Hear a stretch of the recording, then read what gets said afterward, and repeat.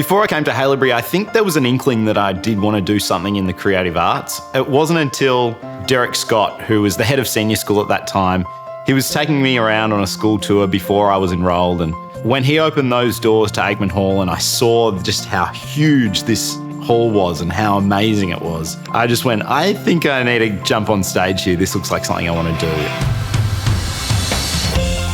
One of my most memorable days was the day I got that phone call that I was the inaugural girls' school captain. Over the years, I think my confidence sometimes has been knocked, a typical teenage girl and the things you sort of go through, and then it absolutely came as a shock. I think going to Haileybury was a reward enough and like an amazing opportunity in itself, and then to get that phone call, it really solidified the fact that it was the best decision I could have made for my schooling. People ask me, why paediatrics?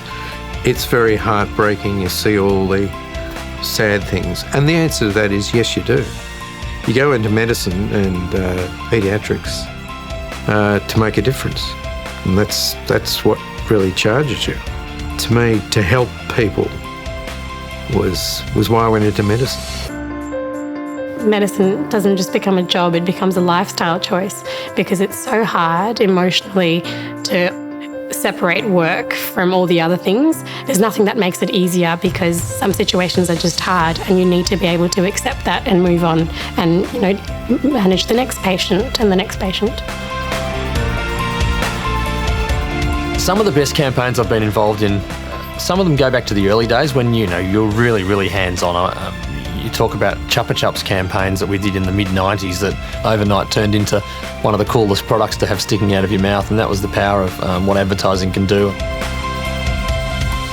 We started in 2011 and this was all moonlight hours, and we had to find amazing educators.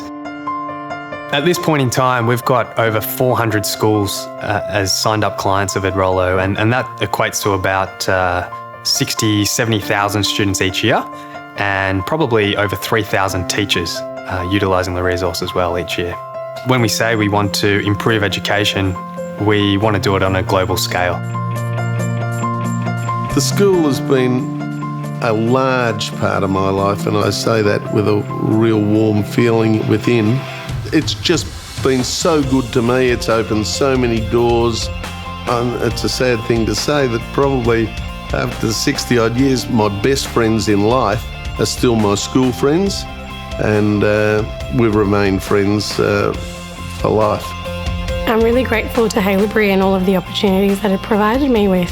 It was my first school and stepping stone, and it not just, the academics, but also the friendships and the relationships it provided.